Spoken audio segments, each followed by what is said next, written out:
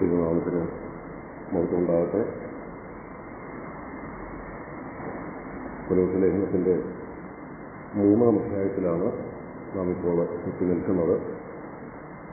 കഴിഞ്ഞ 13 ക്ലാസ്സുകളിലായിട്ട് 3-ാം അധ്യായത്തിൻ്റെ 17-ാമത്തെ വാക്യം വരെ നമ്മൾ ചിന്തിക്കാനായിട്ടിടയായി. ഇന്ന് അതിൻ്റെ തൊട്ടടുത്ത വാക്യങ്ങൾ 3-ാം അധ്യായത്തിൻ്റെ 18 മുതൽ 4-ാം അധ്യായത്തിൻ്റെ 1 വരെയുള്ള വാക്യങ്ങൾ നമ്മുടെ ഇന്നത്തെ വിചിന്തനത്തിന് ആധാരമായിട്ട് നമുക്കൊന്ന് വായിക്കാം. കൊലോസ്യ ലേഖനം 3-ാം അധ്യായം 18-ാം വാക്യം മുതൽ 4-ാം അധ്യായത്തിൻ്റെ 1 വരെയുള്ള വാക്യങ്ങൾ.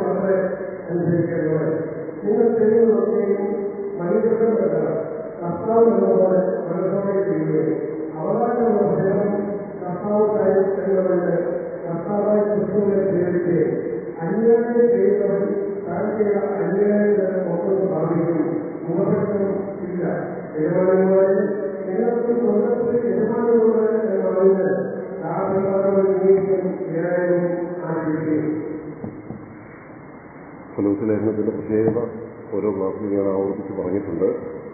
ആദ്യത്തെ 2 അധ്യായങ്ങളിൽ മുഴുവനായിട്ടും ഉപദേശ വിഷയങ്ങൾക്കാണ് പ്രാധാന്യം കൊടുത്തിട്ടുള്ളത്.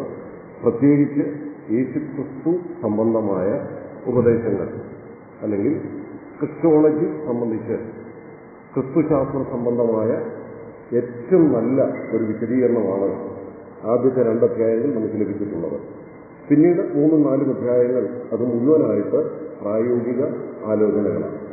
എന്നാൽ ആ പ്രായോഗിക ആലോചനകളും നമ്മൾ കഴിഞ്ഞ ദിവസങ്ങളിൽ ചിന്തിച്ചത് ശ്രദ്ധിക്കാനറിയാം. അതും ക്രൈസ്റ്റ് സെൻട്രേഡ്, ക്രിസ്തു കേന്ദ്രീകൃതമായ നിലയിലാണ് ആ ആലോചനകൾ നമുക്ക് തന്നിട്ടുള്ളത്. നമ്മൾ ഈ 2 അധ്യായങ്ങളിലെ പ്രായോഗിക ആലോചനകളെ മുഴുവനായിട്ടൊന്ന് വിലയിരുത്തിയാൽ നമുക്കിങ്ങനെ മനസ്സിലാക്കാം. 3-ാം അധ്യായത്തിൻ്റെ ആദ്യത്തെ 4 വാക്യങ്ങൾ അത് വിശദമായിട്ട് കഴിഞ്ഞ ദിവസങ്ങൾ നമ്മൾ ചിന്തിച്ചു. അതുകൊണ്ട് ആ നിലയിൽ വിശദീകരിക്കാനല്ല, എന്നാൽ ആ ഭാഗം നാം ഒന്നുകൂടെ നോക്കാൻ നമുക്കിങ്ങനെ മനസ്സിലാക്കാം. ആ ആദ്യത്തെ 4 വാക്യങ്ങൾ ഒരു വിശ്വാസിയെ സംബന്ധിച്ച് ദൈവത്തോടുള്ള ബന്ധത്തിൽ എങ്ങനെയായിരിക്കണം എന്നാണ് ഓർപ്പിക്കുന്നത്. ഉയരത്തിലേത് അന്വേഷിക്കണം, ഉയരത്തിലേത് ചിന്തിക്കണം എന്ന് പറഞ്ഞ് ദൈവവുമായുള്ള നമ്മുടെ ബന്ധം എങ്ങനെയായിരിക്കണം അതാണ് ഓർപ്പിക്കുന്നത്. 5 മുതൽ 11 വരെയുള്ള വാക്യങ്ങൾ അത് നമ്മുടെ സ്വഭാവത്തോട് ബന്ധപ്പെട്ടുള്ള കാര്യങ്ങളാണ്. ദുർനടപ്പ്, അശുദ്ധി, ഇങ്ങനെയുള്ള എല്ലാം ഉപേക്ഷിക്കണം. താഴെ കോപം, ക്രോധം, ഈർഷ്യ ഇങ്ങനെയുള്ളതൊക്കെ ഉരുങ്ങി കളയണം. അത് നമ്മുടെ ഓരോരുത്തരുടെയും സ്വഭാവത്തോട് ബന്ധപ്പെട്ട് നാം ശ്രദ്ധിക്കേണ്ട കാര്യങ്ങളാണ്. അപ്പൊ ആദ്യത്തേത് ദൈവത്തോട് ബന്ധപ്പെട്ട് നാം എങ്ങനെ ആയിരിക്കണം. അതിൻ്റെ അടുത്ത് പറയുന്നു നമ്മുടെ പേഴ്സണൽ ക്യാരക്ടർ, നമ്മുടെ സ്വഭാവം എങ്ങനെ ആയിരിക്കണം. അത് കഴിഞ്ഞ് 12 മുതൽ 17 വരെയുള്ള വാക്യങ്ങൾ അതും കഴിഞ്ഞ ആഴ്ച നാം ചിന്തിച്ചു. ആ വേദഭാഗങ്ങൾ പറയുന്നത് സഭാ ജീവിതത്തിൽ നാം എങ്ങനെ ആയിരിക്കണം എന്നുള്ളതാണ്. അവിടെ പറയുമ്പോഴാണ് അന്യോന്യം ക്ഷമിക്കണം, അതുപോലെ സങ്കീർത്തനങ്ങളാലും സ്തുതികളാലും ആത്മീയ ഗീതങ്ങളാലും എന്നൊക്കെ പറഞ്ഞ് സഭാ ജീവിതത്തോട് ബന്ധപ്പെട്ട് നാം അന്യോന്യം എങ്ങനെ ആയിരിക്കണം എന്നുള്ളതാണ് 3-ാമത്തെ ഭാഗത്ത് പറയുന്നത്. അതൊന്നുകൂടെ ഒന്ന് ശ്രദ്ധിക്കുക. ഏറ്റവും ആദ്യ ഭാഗത്ത് പ്രായോഗിക ആലോചനകൾ പറഞ്ഞ് തുടങ്ങുമ്പോൾ ദൈവത്തോടുള്ള ബന്ധത്തിൽ നാം എങ്ങനെ ആയിരിക്കണം. അതിൻ്റെ അടുത്ത വേദഭാഗത്ത് പേഴ്സണലി നാം എങ്ങനെ ആയിരിക്കണം. അതിൻ്റെ അടുത്ത ഭാഗത്ത് സഭാബന്ധം, അന്യോന്യമുള്ള സാഹോദര്യ ബന്ധത്തിൽ സഭാകാര്യങ്ങളിൽ നമ്മൾ എങ്ങനെ ആയിരിക്കണം. അത് കഴിഞ്ഞ് ഇന്നിപ്പോൾ നമ്മൾ വായിക്കാം 18 മുതൽ 4-ാം അധ്യായത്തിന്റെ 1 വരെയുള്ള വാക്യങ്ങളിൽ കുടുംബത്തിൽ നാം എങ്ങനെ ആയിരിക്കണം എന്നുള്ള ആലോചനയാണ്. കുടുംബത്തിലെ പരസ്പര ബന്ധങ്ങളിൽ അപ്പൊ അത് പറയുമ്പോൾ പെട്ടെന്നൊരു സംശയം തോന്നാം, ദാസന്മാരെ യജമാനന്മാരെ എന്നൊക്കെ അവിടെ പറഞ്ഞിരിക്കുന്നത് അത് കേവലം കുടുംബ പരിധിക്കുള്ളിലല്ലല്ലോ. പുറത്തും തൊഴിൽ മേഖലകളിൽ ജോലി ചെയ്യുന്ന സ്ഥലങ്ങളിൽ ദാസന്മാർ യജമാനന്മാർ ആ ബന്ധം ആ കടപ്പാടുകളൊക്കെ ഉണ്ട്. എന്നാൽ ഇതിവിടെ പറയുമ്പോൾ ഈ വേദഭാഗത്ത് പൗലോസ് ഇത് പറഞ്ഞത് ആ സാഹചര്യത്തിലെ അല്ലെങ്കിൽ ഇതെഴുതുന്ന കാലത്തെ പശ്ചാത്തലത്തിന്റെ അടിസ്ഥാനത്തിലാണ്. ആ പശ്ചാത്തലം എന്ന് പറയുന്നത് അടിമത്വമൊക്കെ നിലനിന്നിരുന്ന ഒരു കാലഘട്ടം കൂടിയാണ്. ഫിലമോന്റെ ലേഖനമൊക്കെ വായിക്കുമ്പോൾ നമുക്കത് മനസ്സിലാകുമല്ലോ. അപ്പം ഭവനത്തിൽ തന്നെ ദാസന്മാരുണ്ട്, യജമാനന്മാരായിട്ടുള്ളവരുണ്ട്. അങ്ങനെ ഒരു പശ്ചാത്തലം കൂടെ നിലനിന്ന സാഹചര്യത്തിലാണ് എഴുതുന്നത്. എന്നാൽ ദാസന്മാരെ യജമാനന്മാരെ എന്നൊക്കെ വിളിച്ചിരിക്കുന്നത് കൊണ്ട് കേവലം ആ ഭവനത്തിനുള്ളിലെ ബന്ധങ്ങളിൽ മാത്രമല്ല നമുക്കിന്ന് ചിന്തിക്കാൻ കഴിയുന്നത്. ഇന്നീ വേദഭാഗങ്ങളിലെ പ്രമാണം ആശയം നാം എടുത്തത് ഇന്നത്തെ സാഹചര്യത്തോടുള്ള ബന്ധത്തിൽ ചിന്തിക്കേണ്ടുന്നതും ആവശ്യമാണ്. അപ്പൊ ആ നിലയിൽ മൊത്തത്തിൽ ആ എഴുതിയ സാഹചര്യത്തിന്റെ അടിസ്ഥാനത്തിൽ ഞാൻ പറയുന്നതേക്കുള്ളൂ, ഒരു കുടുംബത്തോടുള്ള ബന്ധത്തിൽ ശ്രദ്ധിക്കേണ്ട കാര്യങ്ങളാണ് ഈ വേദഭാഗത്ത് ഇന്ന് നാം വായിച്ച വേദഭാഗത്ത് കാണുന്നത്. അടുത്തത് ഒന്ന് സൂചിപ്പിക്കാം. 4-ാം അധ്യായത്തിന്റെ 2-ാം വാക്യം മുതൽ 6 വരെയുള്ള വാക്യങ്ങൾ നമ്മൾ ശ്രദ്ധിച്ചാൽ നമ്മുടെ വാക്കുകൾ എങ്ങനെയായിരിക്കണം, അല്ലെ നാവ് അതെങ്ങനെയായിരിക്കണം എന്നുള്ള ആലോചനയാണ്. അത് പറഞ്ഞ് അവസാനിപ്പിക്കുമ്പോൾ ഇങ്ങനെ പറയുന്നത്, നിങ്ങളുടെ വാക്ക് കൃപയോട് കൂടിയതും ഉപ്പിനാൽ രുചി വരുത്തിയതും. ഇപ്പൊ നമ്മുടെ വാക്കുകൾ എങ്ങനെയായിരിക്കണം. അടുത്ത 7 മുതൽ അതിന്റെ അവസാനം വരെയുള്ള വാക്യങ്ങൾ നമ്മൾ നോക്കിയാൽ നമ്മുടെ സുഹൃത്ത് ബന്ധങ്ങൾ എങ്ങനെയായിരിക്കണം എന്നുള്ളതാണ്. എന്ന് പറഞ്ഞാൽ താഴോട്ട് വരുമ്പോൾ എന്റെ സഹബദ്ധൻ, എന്റെ സഹഭൃത്യൻ, എന്നോട് കൂടെ സഹകരിക്കുന്നവർ എന്നൊക്കെ പറഞ്ഞ് പലരെക്കുറിച്ചും പൗലോസ് അവിടെ പറയുന്നുണ്ട്. അവിടെ നിന്ന് നമ്മുടെ ബന്ധങ്ങൾ അത് ആരോടായിരിക്കണം, ദൈവമക്കളോടുള്ള ആ ബന്ധം, അതാണ് അവസാനമായിട്ട് അവിടെ സൂചിപ്പിക്കുന്നത്. ആ നിലയിൽ നമ്മൾ നോക്കിയാൽ നമ്മുടെ ക്രിസ്തീയ ജീവിതത്തിന്റെ, വിശ്വാസ ജീവിതത്തിന്റെ മിക്കവാറും എല്ലാ മേഖലകളെയും ടച്ച് ചെയ്യുന്ന ആലോചനകളാണ് ഈ 3-4 അധ്യായങ്ങളിൽ നമുക്ക് നൽകിയിട്ടുള്ളത്. ഈ 3-4 അധ്യായങ്ങളിലെ വിഷയത്തിന്റെ ചില വിഷയങ്ങളുടെ കൂടുതൽ വിശദീകരണം നമുക്ക് ലഭിക്കുന്നത് ഇതിന്റെ സമാന്തര വേദഭാഗമായ എഫേസ്യ ലേഖനത്തിലാണ്. എഫേസ്യ ലേഖനത്തിൽ 3 അധ്യായങ്ങളിലായിട്ടാണ് ഈ വിഷയങ്ങൾ വിശദീകരിച്ചിട്ടുള്ളത്. 4, 5, 6 അധ്യായങ്ങളിലായിട്ട്. അപ്പോൾ ഒരല്പം കൂടെ ഇന്ന് വായിച്ച ആ ഭാഗത്തിന്റെ വിശദീകരണങ്ങൾ നമുക്ക് എഫേസ്യ ലേഖനത്തിൽ ലഭിക്കുന്നത്. നമ്മൾ ഇന്ന് വായിച്ച വേദഭാഗത്തേക്ക് തന്നെ വേഗത്തിൽ വരട്ടെ. ഇവിടെ പ്രധാനമായിട്ട് ഭാര്യമാരെ വിളിച്ച് ചില നിർദ്ദേശം തരുന്നു, ഭർത്താക്കന്മാരെ വിളിച്ചു തരുന്നു, മക്കളെ വിളിച്ചു തരുന്നു, പിതാക്കന്മാരെ, അവിടെ പിതാക്കന്മാരെ എന്ന് മാത്രമേ എഴുതിയിട്ടുള്ളൂ എങ്കിലും അത് പേരൻസ് എന്നത് നമ്മുടെ മലയാളത്തിൽ പിതാക്കന്മാർ എന്ന് വന്നിട്ടുണ്ട് എന്ന് മാത്രമേ ഉള്ളൂ. മാതാപിതാക്കളെ വിളിച്ചുള്ള നിർദ്ദേശങ്ങളാണ്. പിന്നീട് ദാസന്മാര് 4-ാം അധ്യായത്തിലേക്ക് വരുമ്പോൾ യജമാനന്മാര്. നമ്മൾ ഈ വിഷയത്തിന്റെ അടിസ്ഥാനത്തിൽ നോക്കിയാൽ 4-ാം അധ്യായത്തിന്റെ 1-ാം വാക്യം കൂടെ 3-ാം അധ്യായത്തിൽ വരേണ്ടതാണ്. 3-ാം അധ്യായത്തിലെ വിഷയത്തിന്റെ ഒരു തുടർച്ചയാണ് 4-ാം അധ്യായത്തിന്റെ 1-ാം വാക്യത്തിൽ നമ്മൾ കാണുന്നത്. അപ്പൊ അങ്ങനെ കുടുംബത്തിൽ ഭാര്യാഭർത്താക്കന്മാർ തമ്മിൽ, മക്കൾ മാതാപിതാക്കൾ തമ്മിൽ, വീട്ടിൽ അല്ലെങ്കിൽ പൊതുവിൽ ദാസന്മാർ യജമാനന്മാർ തമ്മിൽ അന്യോന്യം എങ്ങനായിരിക്കണം. നമുക്കറിയാം വിശ്വാസ ജീവിതത്തിൽ പരസ്പരം കടപ്പാടുകൾ ധാരാളമുണ്ട് എന്നുള്ളത് ദൈവജനത്തിലൂടെ പ്രാരംഭം മുതൽ തന്നെ നമ്മൾ മനസ്സിലാക്കുന്ന ഒരു വസ്തുതയാണ്. ആദ്യം തന്നെ ദൈവം കുടുംബം സ്ഥാപിച്ച് ആ കുടുംബത്തിന്റെ പരസ്പരമുള്ള ഉത്തരവാദിത്തങ്ങൾ വെളിപ്പെടുത്തിക്കൊണ്ടാണ് വേദപുസ്തകം ആരംഭിക്കുന്നത് തന്നെ.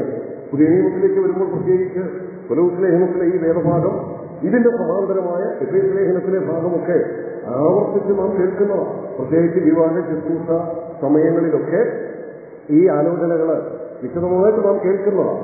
അതുകൊണ്ട് ഇതിന്റെ വലിയൊരു വിശദീകരണത്തിന് ഞാൻ ശ്രമിക്കുന്നില്ല, മറിച്ച് അല്പമായി ആ പറഞ്ഞിരിക്കുന്ന എന്താണ് എന്ന് സൂചിപ്പിച്ച് മാത്രം മുൻപോട്ട് പോകാം. ആദ്യത്തേത് 2-ഉം 18-ഉം 19-ഉം വാക്യങ്ങൾ വായിച്ചാൽ ഭാര്യമാരെ, 19-ാം വാക്യം ഭർത്താക്കന്മാരെ, ഈ 2 കൂട്ടരെയും വിളിച്ച് അത് കേൾക്കുമ്പോൾ തന്നെ നമുക്കറിയാം ഇത് തികച്ചും കുടുംബാന്തരീക്ഷത്തിൽ ഭാര്യാഭർത്താക്കന്മാർ പരസ്പരം ശ്രദ്ധിക്കേണ്ട പ്രധാനപ്പെട്ട നിർദ്ദേശം പൗലോസ് തരിക. അതിൽ ഭാര്യമാരോട് പറയുമ്പോഴും ഭർത്താക്കന്മാരോട് പറയുമ്പോഴും എഫേസ്യ ലേഖനത്തിൽ പറഞ്ഞിരിക്കുന്നത് പോലെ ദീർഘമായ കാര്യങ്ങളൊന്നും ഇവിടെ പറഞ്ഞിട്ടില്ല. ഓരോ കാര്യങ്ങളെ പറഞ്ഞിട്ടുള്ളൂ. 15-ാമത്തെ വാക്യത്തിൽ ഭാര്യമാരെ വിളിച്ചിട്ട് പറയുന്നത്, നിങ്ങളുടെ ഭർത്താക്കന്മാർക്ക് കർത്താവിൽ ഉചിതമാകും വണ്ണം കീഴടങ്ങുവീൻ. അവിടെ കർത്താവിൽ ഉചിതമാകും വണ്ണം കീഴടങ്ങുവീൻ എന്ന് പറഞ്ഞിരിക്കുന്നതിന്റെ അർത്ഥം കീഴടങ്ങുക എന്നുള്ളതാണ് കർത്താവിൽ ഉചിതമായ കാര്യം. അതാണ് ആ പ്രയോഗത്തിന്റെ അർത്ഥം. കർത്താവിൽ ഉചിതമായ കാര്യങ്ങൾക്ക് കീഴടങ്ങുക, കർത്താവിൽ ഉചിതമല്ലാത്ത കാര്യങ്ങളുണ്ട് അപ്പം കീഴടങ്ങാതിരിക്കാം എന്നുള്ള ആശയമല്ല. കീഴടങ്ങുക എന്നുള്ളത് കർത്താവിൽ ഉചിതമായ കാര്യമാണ്. അതാണ് ആ ഭാഗത്തിലൂടെ വ്യക്തമാക്കുന്ന ആശയം. അപ്പൊ ഭാര്യമാർ ഭർത്താക്കന്മാർക്ക് കീഴടങ്ങുക എന്ന് പറയുന്നത് കർത്താവിൽ ഉചിതമായ കാര്യമാണ്. കീഴടങ്ങുക എന്ന് പറയുമ്പോൾ പ്രത്യേകിച്ച് നമ്മൾ മാനസികമായി ചിന്തിച്ചാൽ എന്തോ ഒരു കുറവുള്ള കാര്യമായിട്ടാണ് നമുക്ക് ഫീൽ ചെയ്യുന്നത്. മറ്റൊരാൾക്ക് കീഴ്പ്പെട്ടിരിക്കുക എന്ന് പറയുന്നത് മറ്റേയാളെന്തോ വലിയ ആള് അല്ലെങ്കിൽ അല്പം കീഴ്പ്പെട്ടിരിക്കുക എന്ന് പറയുന്നത് കുറവാണ് എന്നുള്ളൊരു മാനസിക ചിന്ത. പക്ഷെ ഇവിടെ കീഴ്പ്പെടുക എന്നുള്ള നിർദ്ദേശം തന്നിരിക്കുന്നത് ആരാ? ദൈവമാണ് തന്നിരിക്കുന്നത്. അപ്പൊ ദൈവം തന്ന പ്രമാണമനുസരിച്ച് കീഴ്പ്പെടുമ്പോൾ നാം വാസ്തവത്തിൽ ചെയ്യുന്നത് എന്താ? ദൈവ വ്യവസ്ഥ അംഗീകരിക്കുക. ഇവിടെ കീഴ്പ്പെടുക എന്ന് പറയുമ്പോൾ ദൈവവ്യവസ്ഥ അംഗീകരിക്കുന്നതിലൂടെ എന്താ സാധിക്കുന്നതെന്നറിയാമോ? ദൈവം വെച്ച ഒരു വ്യവസ്ഥയുണ്ട് കുടുംബത്തോടുള്ള ബന്ധത്തിൽ. കുടുംബത്തിന്റെ തല എന്ന് പറയുന്നത് ഭർത്താവായിരിക്കണം. ആ ഹെഡ്ഷിപ്പ് അല്ലെങ്കിൽ ലീഡർഷിപ്പ്. ഭാര്യ ഭർത്താവിന് കീഴടങ്ങും എന്ന് പറയുമ്പോൾ, അല്ല കീഴടങ്ങണം എന്ന് പറയുമ്പോൾ അവിടെ നിന്ന് ഉദ്ദേശിക്കുന്നത് ഇതാണ്: ദൈവം ഇങ്ങനൊരു വ്യവസ്ഥ വെച്ചിട്ടുണ്ട്. എന്ത്? ഹെഡ്ഷിപ്പ് പുരുഷനാണ് കൊടുത്തിരിക്കുന്നത്. തല എന്നുള്ള സ്ഥാനം പുരുഷനാണ് കൊടുത്തിരിക്കുന്നത്. ആ ലീഡർഷിപ്പ് പുരുഷനാണ് കൊടുത്തിരിക്കുന്നത്. അത് അംഗീകരിക്കുക എന്നുള്ളതാണ്. അപ്പൊ കീഴ്പ്പെടുക എന്ന് പറയുന്നത് ദൈവം വെച്ചിരിക്കുന്ന വ്യവസ്ഥകളെ നമ്മൾ അംഗീകരിക്കുകയും ദൈവം വെച്ച പ്രമാണത്തെ നാം അനുസരിക്കുകയും ചെയ്യുന്നതാണ് കീഴ്പ്പെടുക എന്ന് പറയുന്നതിലൂടെ അർത്ഥമാക്കുന്നത്. ഇവിടെ ഭാര്യമാരെ എന്ന് വിളിച്ച കീഴ്പ്പെടണം എന്ന് പറഞ്ഞിരിക്കുന്നത്, എന്നാൽ ഇവിടെ കൊലോസ്യ ലേഖനത്തിൽ പറഞ്ഞിട്ടില്ലെങ്കിലും എഫേസ്യ ലേഖനത്തിൽ പറഞ്ഞിരിക്കുന്നത്, കഴിഞ്ഞ ഞായറാഴ്ചത്തെ വചന ശുശ്രൂഷയിൽ നാം കേട്ടതാണ്, അന്യോന്യം കീഴ്പ്പെടണമെന്നുള്ള ആലോചന പറഞ്ഞിട്ടാണ് ഭാര്യമാരെ വിളിച്ച് പ്രത്യേകം കീഴ്പ്പെടണം എന്ന് പറഞ്ഞിരിക്കുന്നത്. എഫേസ്യ ലേഖനത്തിൽ അത് പറഞ്ഞിരിക്കുന്ന ഭാഗം നമുക്കൊന്ന് ശ്രദ്ധിക്കാം. 5-ാം അധ്യായത്തിൽ 21-ാം വാക്യത്തിൽ ക്രിസ്തുവിന്റെ ഭയത്തിൽ അന്യോന്യം കീഴ്പ്പെട്ടിരിപ്പീൻ എന്ന് പറഞ്ഞിട്ട് അടുത്തു പറയുകയാണ്, ഭാര്യമാരെ കർത്താവിനെന്ന പോലെ സ്വന്തം ഭർത്താക്കന്മാർക്ക് കീഴടങ്ങുകയും. അപ്പൊ ഭാര്യമാരോട് സ്വന്തം ഭർത്താക്കന്മാർക്ക് കീഴടങ്ങുകയും എന്ന് പറയുമ്പോൾ അതിന്റെ തൊട്ടു മുൻപിൽ ക്രിസ്തുവിന്റെ ഭയത്തിൽ എന്ന് പറഞ്ഞാൽ ഇനി താഴോട്ട് വരാൻ പോണ കാര്യങ്ങളെ എല്ലാം കൂടെ ഒരു തലക്കെട്ട് പോലെ ആദ്യം കൊടുത്തിട്ട് വിശദീകരിക്കുന്നത്. ആ തലക്കെട്ടിൽ അല്ലെങ്കിൽ അതിന്റെ ആമുഖത്തിൽ എന്താ ഓർപ്പിക്കുന്നത്? അന്യോന്യം കീഴ്പ്പെടണം എന്നുള്ളതാണ്. അന്യോന്യം കീഴ്പ്പെടുക എന്ന് പറയുന്നത് കൊണ്ട് അർത്ഥമാക്കുന്നത് അന്യോന്യം ദൈവം വെച്ചിട്ടുള്ള വ്യവസ്ഥ അംഗീകരിക്കുകയും അന്യോന്യം ദൈവിക പ്രമാണങ്ങളെ നാം പാലിക്കുകയും ചെയ്യുക എന്നുള്ളതാണ്. അങ്ങനെയാണെങ്കിൽ ഈ അന്യോന്യം കീഴ്പ്പെടുക എന്നുള്ളത് കൊണ്ട് ഞാൻ ഇങ്ങനെ പറയട്ടെ, ഭാര്യ ഭർത്താവിന് കീഴ്പ്പെട്ടിരിക്കുക, അതുപോലെ തിരിച്ച് ഭർത്താവ് ഭാര്യയോടുള്ള ബന്ധത്തിൽ ദൈവം ഏൽപ്പിച്ചിട്ടുള്ള കടപ്പാടുകള് കൃത്യമായി വിശ്വസ്തയോടെ നിർവഹിക്കുമ്പോൾ ഭർത്താവ് ഭാര്യയ്ക്കും കർത്താവിൽ കീഴടങ്ങുക എന്ന് പറഞ്ഞാൽ ആ ഭാര്യയോടുള്ള ബന്ധത്തിൽ ഞാൻ ചെയ്യേണ്ട കുറെ കാര്യങ്ങളുണ്ട്, അത് ഞാൻ അവൾക്ക് ചെയ്തു കൊടുക്കുക. അപ്പൊ ചെയ്തു കൊടുക്കുമ്പോൾ, ഊറ്റി പുലർത്തുമ്പോൾ, കരുതുമ്പോൾ, ഞാനത് ചെയ്തു കൊടുക്കുമ്പോൾ ആ ആളിന് ഞാൻ കീഴ്പ്പെടുക. അത് അന്യോന്യം കീഴ്പ്പെടുക എന്നുള്ളത് കൊണ്ട് അർത്ഥമാക്കുന്നത്. അപ്പോൾ ആ ആളിനോടുള്ള ബന്ധത്തിൽ ഞാൻ ചെയ്യേണ്ട കാര്യങ്ങൾ ഞാൻ ചെയ്തു കൊടുക്കണം, ആ ആൾ എന്നോടുള്ള ബന്ധത്തിൽ ചെയ്യേണ്ട കാര്യങ്ങൾ ചെയ്തു തരികയും വേണം. അപ്പൊ കീഴ്പ്പെടുക എന്നുള്ളതിന്റെ ശരിയായ ആശയം എന്ന് പറയുന്നത് അന്യോന്യമുള്ള കടപ്പാടുകൾ കർത്താവിന് ഉചിതമാകും വണ്ണം കർത്താവിനെന്ന പോലെ ദൈവഭയത്തിൽ നിർവഹിക്കുക എന്നുള്ളതാണ് ആ കീഴ്പ്പെടുക എന്നുള്ളത് കൊണ്ട് അർത്ഥമാക്കുന്നത്. അത് അന്യോന്യം ചെയ്യണമെന്ന് പറഞ്ഞിട്ട് എടുത്ത് ഭാര്യമാരെ വിളിച്ച് പറഞ്ഞിരിക്കുന്നതിൽ നിന്ന് നമുക്കിങ്ങനെ മനസ്സിലാക്കാം, ഭാര്യമാർ ഭർത്താക്കന്മാർക്ക് കീഴടങ്ങുമ്പോൾ അതിലൂടെ ദൈവം വെച്ച വലിയൊരു ആത്മീയ സത്യത്തെ കൂടെ ലോകത്തിന് വെളിപ്പെടുത്തുക. എന്ത്? ദൈവത്തിന്റെ വ്യവസ്ഥയിൽ ദൈവം സൃഷ്ടിച്ചത് ആണും പെണ്ണുമായിട്ടാണ്. ആണും പെണ്ണുമായി ദൈവം സൃഷ്ടിച്ചതിൽ കുടുംബത്തിൽ ഓരോ എല്ലാ മേഖലയിലും ലീഡർഷിപ്പ് ആർക്കാ അനുവദിച്ചിരിക്കുന്നത്? ലീഡർഷിപ്പ് അനുവദിച്ചത് ബൈബിളിൽ മറ്റു ഭാഗങ്ങളെല്ലാം നമ്മൾ ശ്രദ്ധിച്ചാൽ അറിയാം. പ്രധാനമായിട്ടും 3 സംവിധാനങ്ങളെയാണ് നമുക്ക് ചിന്തിക്കാൻ കഴിയുന്നത്. അല്ലെ, ദൈവം വെച്ച 3 ഇൻസ്റ്റിറ്റ്യൂഷൻ, അല്ലെ സ്ഥാപനങ്ങൾ, വ്യവസ്ഥ, മാർഗങ്ങൾ എന്നൊക്കെ പറയാം. 1 കുടുംബമാണ്, 2 സഭയാണ്, 3 നാം ജീവിക്കുന്ന സമൂഹത്തിലെ ഭരണ സംവിധാനങ്ങളാണ്. ഈ 3 നമ്മൾ ദൈവജനത്തിലൂടെ പഠിച്ചാലറിയാം.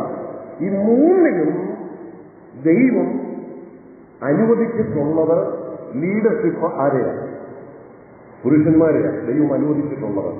ആ വ്യവസ്ഥകളെ തെറ്റി ലീഡർഷിപ്പിലൊക്കെ ലോകപരമായിട്ട് നോക്കിയാൽ സ്ത്രീകളൊക്കെ വരുന്നുണ്ട്. അത് ദൈവവചനത്തിന്റെ വ്യവസ്ഥയ്ക്ക് വിരുദ്ധമാണ്. ദൈവവചനത്തിന്റെ പ്രമാണം എന്ന് പറയുന്നത് ദൈവം മനുഷ്യനെ ആണും പെണ്ണുമായി സൃഷ്ടിച്ചിട്ട് ആ ആണും പെണ്ണുമായ മനുഷ്യൻ ഇടപെടുന്ന സകല മേഖലകളിലും തലയെന്ന സ്ഥാനം, ലീഡർഷിപ്പ് അല്ലെ ഹെഡ്ഷിപ്പ് എന്ന സ്ഥാനം ആർക്ക് തന്നെയാണ് കൊടുത്തിട്ടുള്ളത്? അത് പുരുഷന് തന്നെയാണ് കൊടുത്തിട്ടുള്ളത്. അത് വെളിപ്പെടുത്തുന്ന ഒരു വലിയ സത്യമുണ്ട്. ക്രിസ്തു സഭയിൽ, പ്രത്യേകിച്ച് കുടുംബത്തോടുള്ള ബന്ധത്തിലാണ് പറയുന്നത്. സഭയുടെ തല ക്രിസ്തു എന്നുള്ള ആ ഒരു വലിയ ആത്മീയ സത്യത്തെ വെളിപ്പെടുത്തുവാൻ, പ്രത്യേകിച്ച് നമ്മളിപ്പം മറ്റ് ആ സാധനങ്ങളെ അല്ല ചിന്തിക്കുന്നത്, ഈ വേദഭാഗത്ത് കുടുംബത്തോടുള്ള ബന്ധത്തിൽ മാത്രം. അതുകൊണ്ട് അതിൽ നിന്ന് ഞാൻ പറയട്ടെ, കുടുംബത്തിൽ ഭാര്യ ഭർത്താവിന് കീഴടങ്ങി ഭർത്താവ് തലയായി വിശ്വസ്തയോടെ ആ ശുശ്രൂഷ അല്ലെ കടപ്പാട് നിർവഹിക്കുമ്പോൾ വെളിപ്പെടുത്തുന്ന ആത്മീയ സത്യം എന്ന് പറയുന്നത് ക്രിസ്തു സഭയുടെ തല, തിരിച്ച് സഭ ക്രിസ്തുവിന് കീഴടങ്ങിയിരിക്കുന്നു. ഇത് എഫേസ്യ ലേഖനത്തിൽ അങ്ങനെ തന്നെ വളരെ വ്യക്തമായിട്ട് വിശദീകരിക്കുന്നുണ്ട്. അപ്പൊ അന്യോന്യം കീഴ്പ്പെടണമെന്നുള്ള പ്രമാണം പറഞ്ഞിട്ട് പ്രത്യേകം ഭാര്യമാരെ വിളിച്ച് കീഴ്പ്പെടുക എന്നുള്ള ഒരു നിർദ്ദേശം കൂടെ തന്നിരിക്കുന്നു. ഇനി അതെന്താ ഭാര്യമാരെ വിളിച്ച് അങ്ങനെ പ്രത്യേകം പറഞ്ഞിരിക്കുന്നത് എന്ന് ചോദിച്ചാൽ അതിന് വ്യക്തമായ വാക്യങ്ങളോ ഒന്നും എടുത്തു പറയാനില്ലെങ്കിലും ഇതൊക്കെ ചിന്തിക്കുമ്പോൾ എന്റെ മനസ്സിലൂടെയും അല്ല നിങ്ങളുമൊക്കെ ചിന്തിക്കാൻ സാധ്യതയുള്ള ഒരു കാര്യം ഞാൻ പറയാം. ദൈവം ആദ്യം സൃഷ്ടിപ്പിൽ തന്നെ അങ്ങനെ ഒരു വ്യവസ്ഥയാണ് വെച്ചത്. സൃഷ്ടിപ്പിൽ തന്നെ ഉദ്ദേശിച്ചത് അങ്ങനെയാണ്. പക്ഷേ ആദ്യത്തെ സംവിധാനത്തിൽ ആദ്യത്തിൽ തന്നെ സ്ത്രീ അത് ലംഘിച്ചു. അതുകൊണ്ട് ആ ലംഘനം അവിടെ സംഭവിച്ചതുകൊണ്ട് പ്രത്യേകം എടുത്ത് സഹോദരിമാരോട് അല്ലെ സ്ത്രീകളോട് ഭാര്യമാരോട് പറയുകയാണ്, കീഴടങ്ങി ഇരുന്നോണം. അങ്ങനെ ഒരു ലംഘനം ആദ്യത്തിൽ തന്നെ നടന്നതിന്റെ കൂടെ അടിസ്ഥാനത്തിലായിരിക്കാം അന്യോന്യം കീഴ്പ്പെടണമെന്ന് പറഞ്ഞിട്ട് എടുത്ത് ഭാര്യമാരോട് കീഴ്പ്പെടണമെന്ന് പറഞ്ഞിട്ടുള്ളത്. നമ്മൾ ഉൽപ്പത്തി പുസ്തകത്തിന്റെ ആദ്യ ഭാഗത്തിലൊക്കെ വായിച്ചാൽ അവിടുത്തെ ആ സൃഷ്ടിപ്പിനോട് ബന്ധപ്പെട്ടും കുടുംബ സംവിധാനം ദൈവം പണിതതിനോട് ബന്ധപ്പെട്ടും അതോട് ബന്ധപ്പെട്ട് കൊടുത്ത നിർദ്ദേശങ്ങളും അവിടെ ദൈവകൽപ്പന ലംഘിക്കപ്പെട്ടതും പാപം സംഭവിച്ചതും ഒക്കെ നമ്മൾ എടുത്ത് വിശദമായിട്ടൊരു പഠനം നടത്തിയാൽ ഇങ്ങനെ തന്നെ മനസ്സിലാക്കാം, ആ സൃഷ്ടിക്കപ്പെട്ട മനുഷ്യന് സ്ത്രീയെ സംബന്ധിച്ചിടത്തോളം എപ്പോഴും പുരുഷന്റെ മേൽ ആധിപത്യം സ്ഥാപിക്കാനുള്ള ഒരു ചിന്ത അവരുടെ മനസ്സിൽ ഉണ്ട്. അതുകൊണ്ടുകൂടിയാണ് ആ ലംഘനം അവിടെ സംഭവിച്ചത് എന്ന് നമുക്ക് ചിന്തിക്കാം. ഒരുപക്ഷെ അതുകൊണ്ടുകൂടി ആയിരിക്കാം ഇങ്ങനൊരു നിർദ്ദേശം പ്രത്യേകമായിട്ട് പറഞ്ഞത്, ഭാര്യമാരെ ഭർത്താക്കന്മാർക്ക് കീഴടങ്ങുകയും. അപ്പൊ കീഴടങ്ങണം എന്നുള്ള നിർദ്ദേശം ദൈവത്തിന്റെ വ്യവസ്ഥ ആത്മീയ സത്യം വെളിപ്പെടുത്തുന്നത്. അടുത്ത് ഭർത്താക്കന്മാര് ആ ആത്മീയ സത്യം എന്താണെന്ന് അടുത്ത വാക്യത്തിൽ പറയുന്നുണ്ട് കേട്ടോ.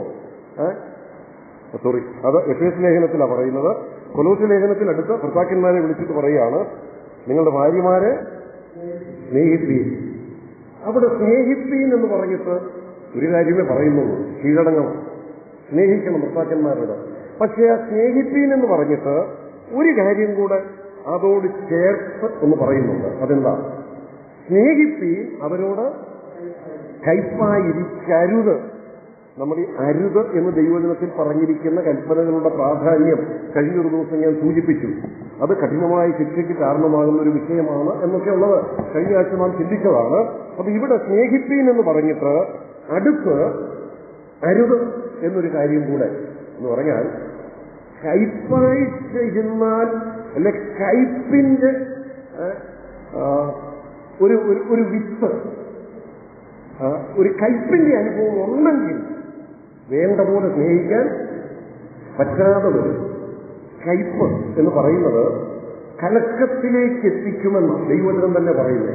നമുക്ക് ആ വാക്യമൊന്നും നോക്കാം. ഒന്ന് രണ്ട് വാക്യങ്ങൾ. എബ്രായ ലേഖനം 12-ാം അധ്യായത്തിന്റെ 15-ാം വാക്യം ഒന്ന് വായിക്കണം. എബ്രായ ലേഖനം 12-ാം അധ്യായം 15-ാം വാക്യം.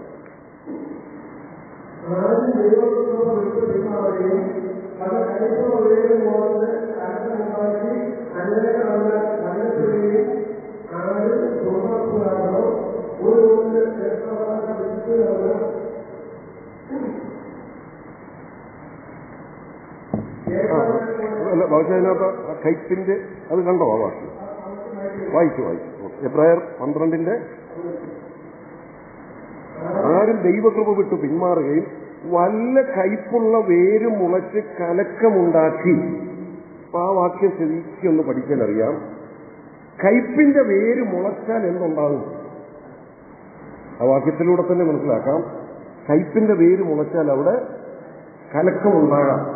എന്താ ഈ കയ്പ് എന്ന് പറയുന്നത്? കയ്പെന്ന് പറയുന്നത് നമുക്കറിയാം, മനസ്സിൽ ഉണ്ടാകുന്ന ഒരു വിദ്വേഷമാകാം, ഒരു ഇഷ്ടക്കുറവാകാം. അതൊക്കെയാണല്ലോ അതിന്റെ, എനിക്ക് തോന്നുന്നു അതിന്റെ വിശദീകരണങ്ങളിലേക്ക് പോകുന്നതിലും നല്ലത് ആ കയ്പെന്നുള്ള വാക്ക് തന്നെ നമുക്ക് മനസ്സിലാക്കാം.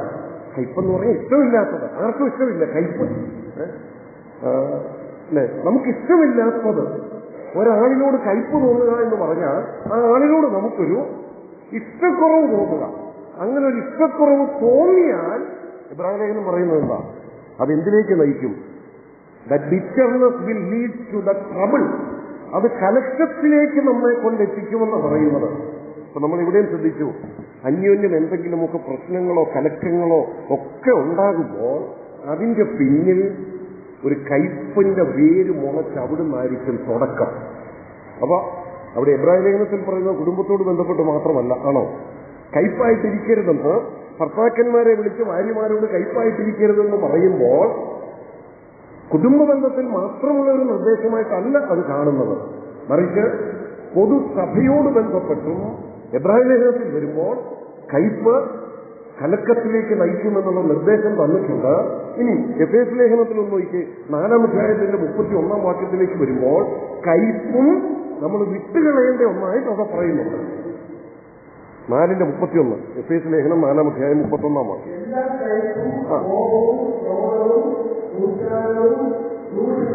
മതി, അത് മറിക്കല്ലേ. അവിടെ പറയുന്നു, ശ്രദ്ധിച്ചേ. എല്ലാ കയ്പും, അടുത്ത് കോപവും ക്രോധവും കുറ്റാരവും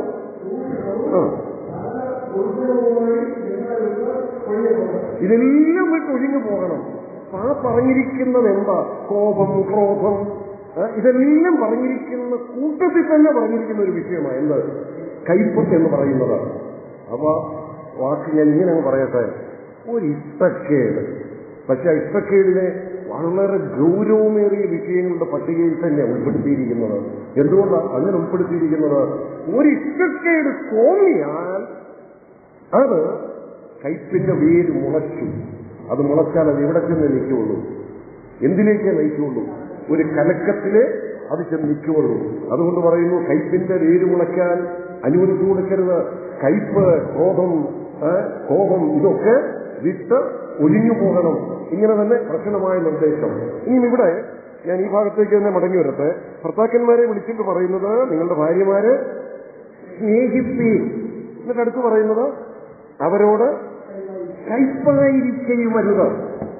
ഞാൻ ആ വാക്കെടുത്ത് വിശദീകരിക്കാനായിട്ട് എനിക്ക് പറ്റുന്നില്ല. എന്നാൽ ഒറ്റ വാക്യത്തിൽ ഞാൻ ഇങ്ങനെ പറയട്ടെ, അവരോട് ഇഷ്ടക്കേട് തോന്നരുത്.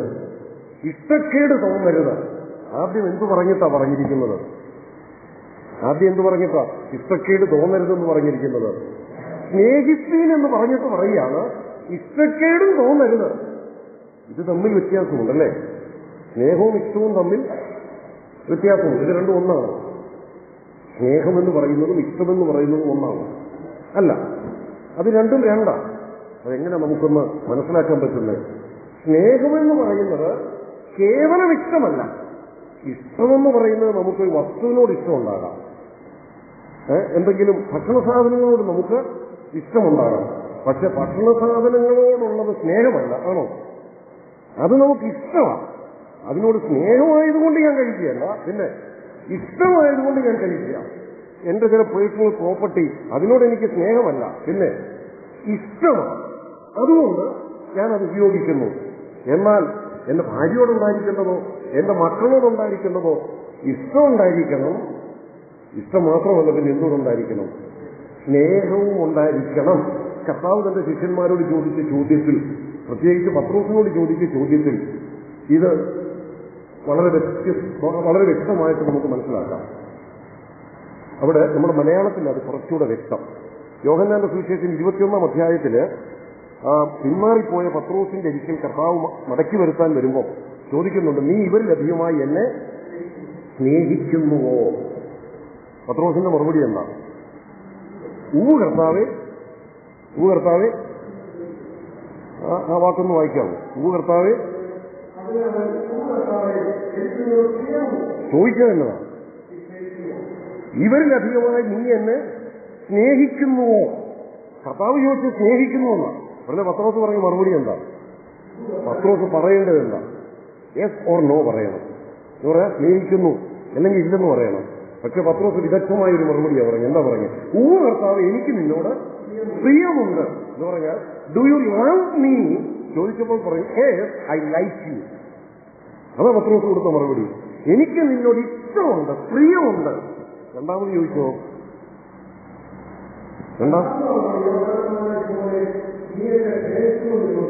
നീ എന്നെ സ്നേഹിക്കുന്നു. അപ്പോഴും പറഞ്ഞ മറുപടി എന്താ? ശ്രദ്ധിക്കണേ, രണ്ടാമത് എടുത്തൊന്നും ചോദിച്ചു, നീ എന്നെ സ്നേഹിക്കുന്നു. അപ്പോഴും എന്നാ പറഞ്ഞേ? പക്ഷെ മൂന്നാമത്തെ ചോദ്യം ഒന്ന് ശ്രദ്ധിച്ചു.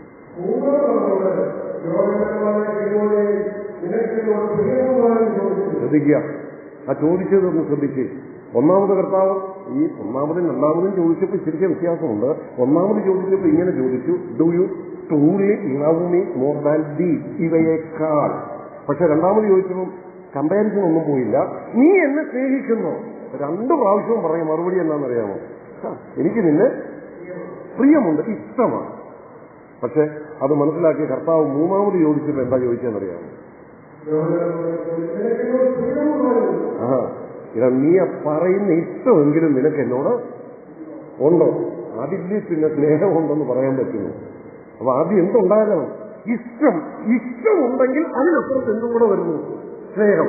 അപ്പൊ കർത്താവ് ആഗ്രഹിക്കുന്നത് കേവലം ഇഷ്ടമല്ല, ഇഷ്ടക്കേടുണ്ടെങ്കിൽ പിന്നെ അവിടെ സ്നേഹത്തിനൊരു പ്രസക്തിയില്ല. മൂന്നാമത് ചോദിച്ചപ്പോൾ പത്രോസിന്റെ മറുപടി എന്താ? അതെ, മൂന്നാമത് ചോദിച്ചപ്പോൾ സ്നേഹം ഉണ്ടെന്നോ ഇഷ്ടമുണ്ടെന്നോ പറഞ്ഞില്ല. പറഞ്ഞോ? പിന്നെ എന്ത് പറഞ്ഞു? തുറന്ന് സമ്മതിച്ചു, മുമ്പിൽ വീണിട്ട് മറുപടി പറയാ, കർത്താവേ നീ സകലവും അറിയുന്നു എന്ന് പറഞ്ഞാൽ പത്രോസ് സമ്മതിച്ചു കർത്താവിനോട്. സ്നേഹമുണ്ടോ എന്ന് ചോദിച്ചു, പക്ഷേ ഞാൻ സൂത്രത്തിൽ രക്ഷപ്പെടാൻ നോക്കി, പക്ഷെ എന്റെ ഉള്ളു നീ അറിയുന്നു. അതുകൊണ്ടല്ലേ മൂന്നാമത് അങ്ങനെ ചോദിച്ചത്. അത് ചോദിച്ചു കഴിഞ്ഞപ്പോ പത്രോസ് പകർന്നു, ദൈവമാണ് തുറന്ന് സമ്മതിച്ചു, കർത്താവേ നീ സകലവും അറിയുന്നു.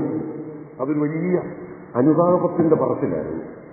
പത്രോസ് പകർന്ന് കൊടുത്ത ഒരു മറുപടിയാണ്. ഈ മറുപടി കേട്ട് കഴിഞ്ഞപ്പോൾ പിന്നെ കർത്താവ് അവനെ രൂപാന്തരപ്പെടുത്തി. പിന്നീടുള്ള ചരിത്രം നമുക്കറിയാം. ഒരു വലിയ ദൗത്യമൊക്കെ അവന് ഏൽപ്പിക്കുന്നുണ്ട്. അപ്പൊ ചുരുക്കത്തിൽ കർത്താവ് ആ 2 വാക്കുകളുടെ അർത്ഥവ്യത്യാസമോട് വെളിപ്പെടുത്തുന്നു, സ്നേഹവും ഇഷ്ടവും. ഞാൻ ഇവിടേക്ക് വരട്ടെ. ഇവിടെ പറഞ്ഞു സ്നേഹിപ്പീൻ, എന്നിട്ട് അടുത്ത് പറഞ്ഞു സ്നേഹത്തിന് കുറവ് വരുന്ന ഇഷ്ടക്കേട് പോലും നിങ്ങളിൽ ഉണ്ടാകരുത്. സ്നേഹത്തിന് കുറവ് വരുന്ന ഒരു ഇഷ്ടക്കേട് പോലും, ഒരു കയ്പിന്റെ അനുഭവം പോലും പിതാക്കന്മാരോട് പറയുന്നു, ഭാര്യമാരോട് നിങ്ങൾക്ക് ഉണ്ടാകരുത്. ഒരു ഇഷ്ടക്കേട് തോന്നിയാൽ, ഞാനതിങ്ങനെ പറയട്ടെ, കയ്പിന്റെ വേര് മുളച്ചു. ആ കയ്പിന്റെ വേര് മുളച്ചാൽ അത് സ്നേഹിക്കേണ്ടതുപോലെ സ്നേഹിക്കുന്നതിന് കുറവ് വരുത്തും. അതങ്ങനെ തുടർന്നാൽ it will lead to the trouble. അത് കലക്കത്തിലേക്ക് വന്ന് അവസാനിക്കും. അതുകൊണ്ട് തുടക്കം തന്നെ ശരിയായിരിക്കണം. എന്ത്? ഇഷ്ടക്കേട് പോലും തോന്നരുത്. അത് പറയുമ്പം ഇതൊക്കെ വിശദീകരിക്കുമ്പോൾ മറ്റു ചില ഭാഗങ്ങളിലൂടെ ചേർത്ത് വിശദീകരിക്കുന്നതാ. അത് കുടുംബ പശ്ചാത്തലത്തിൽ ചിന്തിക്കാൻ മതി. എന്നാൽ ഞാനിങ്ങനെ പറയട്ടെ, തിരുവഴുത്തിൽ മുമ്പോട്ട് വരുമ്പോൾ പറയുന്നുണ്ട്, ഇഷ്ടക്കേട് തോന്നാവുന്ന ചിലതൊക്കെ അവിടുന്ന് സംഭവിച്ചേക്കാം. എന്തുകൊണ്ട്? സ്ത്രീജനം ബലഹീനപാത്രമാണ്. അവിടെ ആ ബലഹീനപാത്രത്തിൽ നിന്ന് ചില ബലഹീനതകൾ സംഭവിക്കാൻ പോലും നിങ്ങൾക്ക് അങ്ങോട്ട് കയ്പ് തോന്നരുത്, ഇഷ്ടക്കേട് തോന്നരുത്. അതിന് ഇഷ്ടക്കേട് തോന്നിയാൽ അത് അവസാനം ചെന്ന് നിൽക്കുന്നത് എവിടാന്ന് എബ്രായ ലേഖനത്തിൽ പറഞ്ഞു, അത് കലക്കത്തിലേക്കെന്ന് അവസാനിക്കുകയുള്ളൂ. പറയട്ടെ, അത് കേവലം കുടുംബബന്ധത്തോട് മാത്രമല്ല കേട്ടോ പറയാവുന്നത്. ഇവിടെ കൊലോസ്യ ലേഖനത്തിൽ കയ്പായിരിക്കരുത് എന്ന കുടുംബ പശ്ചാത്തലത്തിലാണ് പറഞ്ഞത് എങ്കിൽ എഫേസ്യ ലേഖനത്തിലും ആ കയ്പിന്റെ അനുഭവത്തെക്കുറിച്ച്, കയ്പിന്റെ വേര് മുളയ്ക്കരുതെന്നുള്ള നിർദ്ദേശം, അത് വിട്ടുകളയണമെന്നുള്ള പ്രബോധനം, അത് കുടുംബ പശ്ചാത്തലത്തിലല്ല, അന്യോന്യമുള്ള എല്ലാ ബന്ധങ്ങളിലും ശ്രദ്ധിക്കേണ്ട ഒരാലോചനയായിട്ട് തന്നെയാണ് ആ വേദഭാഗത്ത് പറഞ്ഞിരിക്കുന്നത്. അതുകൊണ്ട് ദൈവവചനത്തിന്റെ പ്രമാണമനുസരിച്ച് നാം ആരോടും കയ്പ് മനസ്സിൽ വെച്ചുകൊണ്ട് ഇരിക്കരുത്. അതാണ് അവിടുന്ന് പറയാനുള്ള പ്രധാന നിർദ്ദേശം, പ്രത്യേകിച്ച് കുടുംബ പശ്ചാത്തലത്തിൽ. ഇനി ഞാനത് അവിടെ നിർത്തുകയാണ്. ഈ കുടുംബ ബന്ധത്തിന്റെ പ്രാധാന്യത്തെക്കുറിച്ച് പറയുമ്പോൾ ഇവിടെ ഓരോ കാര്യമേ പറഞ്ഞിട്ടുള്ളൂ. കൂടുതൽ നിർദ്ദേശങ്ങൾ എഫേസ്യ ലേഖനത്തിലുണ്ട്. അങ്ങോട്ട് ഞാൻ ഇപ്പം പോകുന്നില്ല, പോകേണ്ട ആവശ്യമില്ല. നമുക്കത് കൂടെ കേട്ട് അറിയാവുന്നതുമാണ്. എന്നാൽ ഇവിടെ ഭാര്യമാരെയും ഭർത്താക്കന്മാരെയും വിളിച്ച് പറയുമ്പോൾ ഈ അന്യോന്യമുള്ള കടപ്പാടുകൾ വിശ്വസ്തയോടെ നിർവഹിക്കണമെന്നുള്ളത് കർശനമായി പറയുമ്പോൾ ചില ആത്മീയ സത്യങ്ങൾ വെളിപ്പെടുത്തുന്ന ബന്ധം കൂടിയായത്. അതുകൊണ്ടുകൂടാണ് ഞാനൊരു 3 കാര്യങ്ങൾ വിശദീകരിക്കാതൊന്ന് സൂചിപ്പിക്കാം. 1, 2 വ്യക്തികൾ ചേർന്ന് ഒന്നായി തീരുക. അങ്ങനെയാണല്ലോ അല്ലേ? അവർ മേലാൽ 2 അല്ല, 1 ഏകദേഹമായി തീരും. 2 വ്യക്തികൾ ചേർന്ന് ഒന്നായി തീരുക. അങ്ങനൊരു കാര്യമുണ്ടോ? 2 ചേർന്ന് ഒന്നാകുന്നുണ്ടോ? കുടുംബത്തെ കുറിച്ച് അത് പറയുമ്പോൾ ചില ആത്മീയ സത്യങ്ങൾ വെളിപ്പെടുത്താൻ വേണ്ടിയും കൂടെയാണ് അങ്ങനൊരു ഒന്നാക്കൽ പ്രക്രിയ നടക്കുന്നത്. ബൈബിളിൽ ഇത് നമ്മൾ കാണുന്നുണ്ട്, തുടക്കം മുതലേ കാണുന്നുണ്ട് അല്ലേ? ഒരു ദിവസം എന്ന് പറയുന്നത് ഒരു ദിവസമാണ്, പക്ഷെ അതിനകത്ത് 2 ഘടകമില്ലേ? എന്തൊക്കെയുണ്ട്? ബൈബിൾ തുടങ്ങുമ്പോൾ തന്നെ പറയുന്നത് എങ്ങനെയാണ്? സന്ധ്യയായി ഉഷസ്സുമായി, അല്ലെങ്കിൽ ഒരു രാത്രിയുണ്ട്, ഒരു പകലുമുണ്ട്. 2 കൂടെ ചേർന്നാൽ എത്ര ദിവസമാണ്? 1. അപ്പം ആ 2ൽ 1, 2 ചേർന്ന് 1. ഇത് തുടക്കം മുതലേ ബൈബിൾ വെളിപ്പെടുത്തിയിട്ടുണ്ട്. എന്തിന്? ബൈബിളിലെ ദൈവത്തിന്റെ പ്രത്യേകത എന്താ? എത്ര ദൈവമാണ്?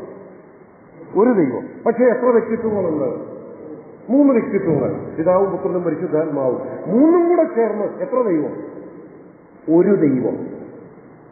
ക്രിസ്തു സഭയും കൂടെ ചേർന്ന് എത്രയാകുക? 1. ക്രിസ്തു തലയും സഭ ശരീരവും. അപ്പൊ ഈ പലത് ചേർന്ന് 1 എന്നുള്ള ആ ഒരു ഡിവൈൻ ട്രൂത്ത്, ഇത് വേദപുസ്തകത്തിന്റെ ആദ്യം മുതൽ വെളിപ്പെടുത്തുന്നതാണ്. അത് വെളിപ്പെടുത്തുവാൻ ദൈവം സ്ഥാപിച്ച ഒരു സംവിധാനം കൂടിയാണ് എന്ത്? കുടുംബം എന്ന് പറയുന്നത്. ബൈബിളിന്റെ തുടക്കം മുതൽ ത്രിയേക ദൈവം, ബൈബിളിന്റെ തുടക്കം മുതൽ 2 രാത്രി പകൽ 2 ഘടകങ്ങൾ ചേർന്ന ഒരു ദിവസം, ബൈബിളിന്റെ തുടക്കം മുതൽ 2 വ്യക്തികൾ ചേർന്ന് 1, ഇങ്ങനെ ഒരു സത്യം തുടക്കം മുതൽ പഠിപ്പിച്ചു വരുന്നു. പുതിയ നിയമത്തിലേക്ക് വരുമ്പോൾ പറയുക, ഇതെല്ലാം വന്ന് എത്തി നിൽക്കുന്നത് പ്രത്യേകിച്ച് ഈ പശ്ചാത്തലത്തിൽ കുടുംബത്തോടുള്ള ബന്ധത്തിൽ 2 വ്യക്തികൾ ചേർന്ന് ഒന്നായി തീരുന്ന ബന്ധം എന്തിന് ദൈവം സ്ഥാപിച്ചു? ക്രിസ്തു സഭ 2 കൂടെ ചേർന്ന് ഒന്നാകുന്നു എന്നുള്ള ആത്മീയ സത്യത്തെ വെളിപ്പെടുത്തുവാൻ ലേഖനത്തിൽ താഴോട്ട് വരുമ്പോൾ അത് പറയുന്നുണ്ടല്ലോ. ലേഖനത്തിൽ ഒരു മർമ്മം വെളിപ്പെടുത്തുകയാണല്ലോ ഈ ബന്ധങ്ങളിലൂടെ. നമ്മളിപ്പോൾ അങ്ങോട്ട് പോകണ്ട, അറിയാം ക്രിസ്തു സഭയും ചേർന്ന് ഒന്നായി തീരുന്നു എന്നുള്ള ആ വലിയൊരു മാർമിക സത്യം, അല്ലെ, ഒരു ഡിവൈൻ ട്രൂത്ത്. അതുപോലെ ക്രിസ്തു സഭ തമ്മിലുള്ള ബന്ധത്തിൽ ക്രിസ്തുവാണ് ഹെഡ് എന്നുള്ള ആ ഒരു ഡിവൈൻ ട്രൂത്തിലൂടെ വെളിപ്പെടുത്താൻ ഒരു കുടുംബത്തെ സ്ഥാപിച്ചിട്ട് അതിൽ പുരുഷന് ലീഡർഷിപ്പ് ഹെഡ്ഷിപ്പ് ദൈവം കൊടുത്തു. ഈ മൂന്നാമത് ഒരു കാര്യം കൂടെ ഞാൻ പറയട്ടെ. ഉൽപ്പത്തി പുസ്തകം 1-ാം അധ്യായത്തിന്റെ 28-ാം വാക്യം നമ്മൾ വായിച്ചാൽ അറിയാം, മനുഷ്യനെ സൃഷ്ടിച്ചു ആണും പെണ്ണും, അല്ലെ, കുടുംബം ദൈവം സ്ഥാപിച്ചിട്ട് അവരോട് പറയുന്ന ഒരു വാക്കുണ്ട്, നിങ്ങൾ പെരുകി സന്താനപുഷ്ടിയുള്ളവർ ആകുകയും എന്ന് പറഞ്ഞാൽ സകലത്തിന്റെയും സൃഷ്ടാവ് ദൈവമാണ്.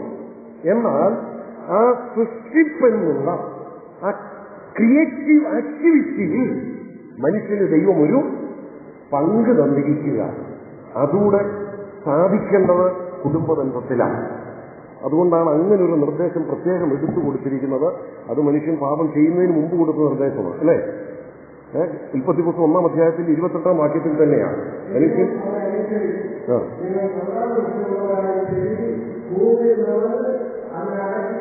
മതി സന്താന പുഷ്ടിയുള്ളവരായി പെരുകി വരണമെന്നുള്ള നിർദ്ദേശം. ഞാൻ അതുകൊണ്ട് ഇങ്ങനെ പറയട്ടെ, ഈ ഭാര്യ ഭർത്തൃ ബന്ധത്തിൽ they share in the creative activity of God. ദൈവം സൃഷ്ടാവ്, ആ സൃഷ്ടാവ് എന്നുള്ള ദൈവത്തിന്റെ ആ സൃഷ്ടിപ്പ് പ്രക്രിയയിൽ നമുക്കൊരു പങ്ക് തരിക. എങ്ങനെ? പുരുഷനും സ്ത്രീയുടെ ചേർന്ന് ഒന്നായി അടുത്തൊരു തലമുറയെ സൃഷ്ടിക്കുക. അങ്ങനെ ഒരു വലിയ ദൗത്യം കൂടെ ഇതിന്റെ പിന്നിൽ ദൈവം വെച്ചിട്ടുണ്ട്. ഇതൊക്കെ കുടുംബ ബന്ധത്തിന്റെ ചില പ്രത്യേകതകൾ ഞാൻ സൂചിപ്പിച്ചതേ ഉള്ളൂ. എനിക്കറിയാം ഈ നിലയിലുള്ള വിശദീകരണം സാധാരണ വിവാഹ ശുശ്രൂഷ വേദികളിലാണ് കൂടുതൽ നടത്തേണ്ടത്. ഞാൻ അതുകൊണ്ടത് അവിടെ നിന്ന് നിർത്തുക. കാരണം കുടുംബബന്ധം എന്ന് പറയുന്നത് ദൈവത്തിന്റെ ദൃഷ്ടിയിലും ദൈവത്തിന്റെ പദ്ധതിയിലും ഡിവൈൻ ട്രൂത്ത് എന്നത് വെളിപ്പെടുത്തുന്ന കാര്യത്തിലും വളരെ പ്രധാനപ്പെട്ട ഒന്ന് തന്നെയാണ്. ഇനി അടുത്ത് 20-ഉം 21-ഉം വാക്യങ്ങളിൽ മക്കളെ വിളിച്ചും പറയുന്നുണ്ട്, പിന്നെ പിതാക്കന്മാരെ വിളിച്ചും പറയുന്നുണ്ട്. ഇനി അടുത്ത് 22-ാം വാക്യത്തിൽ ആരെ വിളിച്ചിരിക്കുന്നത്? ദാസന്മാര്. 4-ാം അധ്യായം 1-ാം വാക്യത്തിൽ ആരെയാ? യജമാനന്മാര്.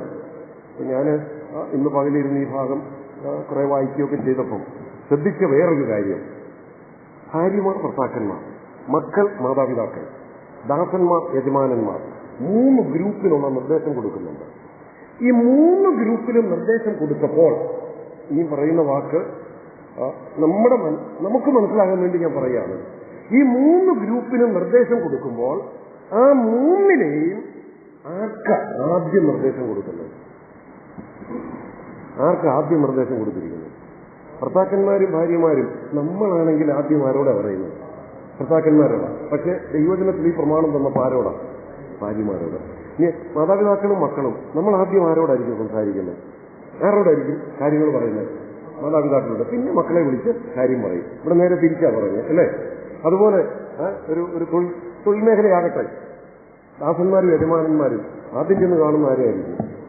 അവിടുത്തെ യജമാനന്മാരെ, പിന്നെ ജോലിക്കാരെ. പക്ഷെ ഇവിടെ എല്ലാം നോക്കിക്കേ, ആദ്യം പറഞ്ഞിരിക്കുന്ന ഈ വാക്കിനി തെറ്റിദ്ധരിക്കരുത്, ഈ 3 ജോഡികളിലും ഈ 3 മേഖലകളിലും അതിനകത്തെ ബലഹീനരോടാണ് ദൈവം ആദ്യം, അല്ലേ?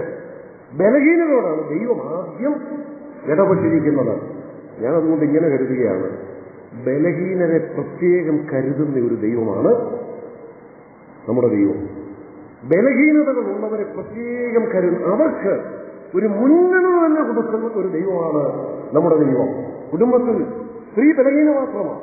ആദ്യം സ്ത്രീക്ക് കൊടുക്കുന്ന നിർദ്ദേശം കൊടുത്തിട്ടാണ് പിന്നെ ഭർത്താവിന്റെ ഇരിക്കെ പോയത്. കുടുംബത്തിൽ മാതാപിതാക്കൾ മക്കളിൽ മക്കള് ഇളയവരാ, ബലഹീനരാ, അവർക്ക് കൊടുക്കുന്ന നിർദ്ദേശം കൊടുത്തിട്ടാണ് പിന്നെ എങ്ങോട്ട് പോയേ? മാതാപിതാക്കളുടെ ഇരിക്കൽ. 3-ാം ജോഡി ദാസന്മാരോട് ആദ്യം പറഞ്ഞിട്ടാ പിന്നെ എങ്ങോട്ട് പോയത്? യജമാനന്മാരുടെ ഇരിക്കൽ. ഞാനിങ്ങനെ പറയട്ടെ, ഒരു തൊഴിൽശാല, ഒരു ഫാക്ടറി, ഇപ്പൊ ഇലക്ഷൻ നടക്കുമ്പം സ്ഥാനാർത്ഥികളായിട്ടുള്ള ആളുകൾ ആ തൊഴിൽശാലയിലോട്ട് ചെന്നാൽ ഇപ്പം ആരുടെ ഇരിക്കലായിരിക്കും ആദ്യം ചെല്ലുന്നത്? ചെല്ലുമ്പോഴേ ജോലിക്കാരുടെ ഇരിക്കില്ല, തൊഴിലാളികളുടെ ഇരിക്കൽ ചെല്ലും. പിന്നെ ആയിരിക്കും അതിൻ്റെ ഓഫീസിലോട്ടോ കയറി ചെല്ലുന്നത്. ഇലക്ഷനൊന്നും അല്ലെങ്കിലും ഇപ്പൊ കാര്യസാധ്യത്തിന് അല്ലാതൊരു സാഹചര്യമാണെങ്കിൽ ഒരു ഗസ്റ്റ് കൂട്ടി ചെന്നാൽ ആദ്യം എങ്ങോട്ടായിരിക്കും ചെല്ലുന്നത്? അതിന്റെ മെയിൻ ആളുകളെ ആയിരിക്കും ആദ്യം പോയി കൈ കൊടുക്കുന്നത്, അവരെ ആയിരിക്കും പോയി കാണുന്നത്. പിന്നെ ഇറങ്ങി വന്നായിരിക്കും ആരെ കാണുന്നത്? അവിടുത്തെ ജോലിക്കാരെയൊക്കെ. സ്വാഭാവികമാണ്. അത് എവിടാണെങ്കിലും അങ്ങനെ. അതൊരു കുടുംബത്തിലാണെങ്കിലും സമൂഹത്തിലാണെങ്കിലും സഭയിലാണെങ്കിലും എവിടാണെങ്കിലും അങ്ങനെ തന്നെയാണ്. പക്ഷെ ഞാനൊന്ന് ഇങ്ങനെ പറയട്ടെ, ഒരു പ്രാധാന്യതയുള്ള ഒരു വ്യക്തി ഒരു സമൂഹത്തിലേക്ക് വരുന്നു. അവിടുത്തെ യജമാനന്മാരവിടെ ഉണ്ട്, പക്ഷേ ദാസന്മാർ തൊഴിലാളികൾ അവിടെ ഉണ്ട്. ആ വരുന്നയാള് ആദ്യമേ വന്ന് ഈ തൊഴിലാളികളുടെ അരിക്കലെല്ലാം കുറെ സമയം ചെലവഴിച്ചു, അവരോട് കുശലാന്വേഷണമൊക്കെ നടത്തി, അവർക്ക് ചെയ്യിക്കാൻ കൊടുത്ത് അങ്ങനെയൊക്കെ പോവുകയാണെങ്കിൽ തീർച്ചയായിട്ടും അവർക്കൊരു ധൈര്യം കിട്ടും, അല്ലേ?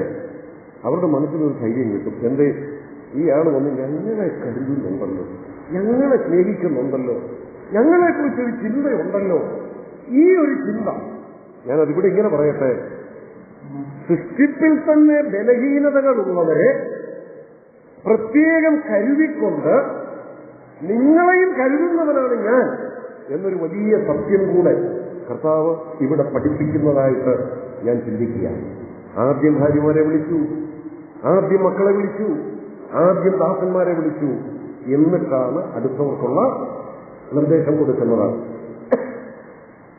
മക്കളെ വിളിച്ചു പറയുന്ന നിർദ്ദേശം എന്താണ്? മക്കളെ, നിങ്ങളുടെ അമ്മയപ്പന്മാര് സകലത്തിലും, അവിടെ അനുസരിപ്പീനെന്ന് മാത്രമല്ല പറഞ്ഞിരിക്കുന്നത്, ആ വാക്കിനും വളരെ പ്രസക്തിയുണ്ട്. മക്കളെ, നിങ്ങളുടെ അമ്മയപ്പന്മാരെ സകലത്തിലും അനുസരിപ്പീൻ. അടുത്ത് മാതാപിതാക്കളെ വിളിച്ചു പറയുന്നത് എന്താ? മക്കളെ, പിതാക്കന്മാര് നിങ്ങളുടെ മക്കൾ അധൈര്യപ്പെടാതിരിക്കേണ്ടതിന് അവരെ കോപിപ്പിക്കരുത്. ഇനി അതും ഒന്ന് ശ്രദ്ധിക്കണേ.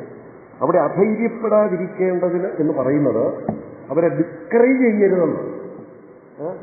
ഡു നോട്ട് ഡിസ്കറേജ് ദം എന്ന് പറയുന്നത് അവരെ എൻകറേജ് ചെയ്യണം, അവരെ ധൈര്യപ്പെടുത്തണം, അവരെ പ്രോത്സാഹിപ്പിക്കണം. അപ്പൊ ഇവിടെ ഉപയോഗിച്ചിരിക്കുന്ന വാക്ക്, പിതാക്കന്മാര് നിങ്ങൾ നിങ്ങളുടെ മക്കളെ ഡിസ്കറേജ് ചെയ്യരുത്, അധൈര്യപ്പെടാതിരിക്കേണ്ടതിന് അവിടെ കൊണ്ട് നിർത്തിയില്ല. പിന്നെ അവരെ കോപിപ്പിക്കരുത്. ഇനി അടുത്ത ദാസന്മാരോട് പറയുന്നു, ഒന്ന് ശ്രദ്ധിച്ച്. ദാസന്മാര് മതി, സകലത്തിലും അനുസരിപ്പി. യജമാനന്മാരെ വിളിച്ചെന്താ പറയുന്നത്? യജമാനന്മാര് നിങ്ങൾക്കും സ്വർഗത്തിൽ യജമാനനുണ്ടെന്ന് അറിഞ്ഞ്, ഇവിടെല്ലാം ഒന്നുകൂടെ ശ്രദ്ധിക്കണേ. ഞാനിപ്പോ ഒരു കാര്യം പറഞ്ഞു, ഈ മൂന്ന് കൂട്ടരെയും കുറിച്ച് പറയുമ്പോൾ പ്രിഫറൻസ് കൊടുത്തിരിക്കുന്നത് ആർക്കാണ്? അതിലെ ബലഹീനർക്കാണ്. ഇനി അതൊന്ന്.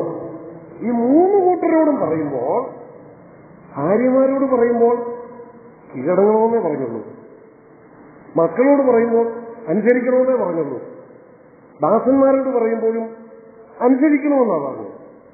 പക്ഷേ ബലശാലികളോട് പറഞ്ഞപ്പോൾ, എന്ന് പറഞ്ഞാൽ ബലഹീനതയുള്ളവരോട് പറഞ്ഞപ്പോൾ ഓരോ കാര്യവും പറഞ്ഞുള്ളൂ. മറുവശത്ത് ആ ഓരോ ജോഡിയിലെയും ഹെഡ്ഷിപ്പിനോട് അല്ലെങ്കിൽ ലീഡറോട് പറഞ്ഞപ്പോൾ അവിടെ കൊണ്ട് നിർത്തിയില്ല. ഓരോ കാര്യമല്ല പറഞ്ഞിരിക്കുന്നത്. പിന്നെന്താ പറഞ്ഞിരിക്കുന്നത്? ഭർത്താക്കന്മാരോട് പറയുമ്പോൾ എന്ത് പറഞ്ഞു? മറ്റേ പറഞ്ഞ അനുസരിച്ചാണെങ്കിൽ കീഴടങ്ങിയിരിപ്പീൻ, ഭർത്താക്കന്മാരെ സ്നേഹിപ്പീൻ. പക്ഷെ ഭർത്താക്കന്മാരോട് പറഞ്ഞപ്പോൾ അല്പം കൂടെ ചേർത്തു. എന്ത് ചേർത്തു? കൈപ്പായത്തിരിക്കരുത്. മക്കളോട് പറഞ്ഞ് അനുസരിപ്പീൻ. മാതാപിതാക്കളോട് പറയുമ്പോൾ അധൈര്യപ്പെടുത്തരുതെന്ന് മാത്രമല്ല പറഞ്ഞത്, പിന്നെ എന്തുകൂടെ പറഞ്ഞു? അവരെ കോപിപ്പിക്കുകയും ചെയ്യരുത്. ദാസന്മാരോട് പറയുമ്പോൾ അനുസരിക്കണമെന്ന് പറഞ്ഞു. യജമാനന്മാരോട് പറഞ്ഞപ്പോൾ അത്രയല്ല പറഞ്ഞത്. പിന്നെ എന്ത് പറഞ്ഞു?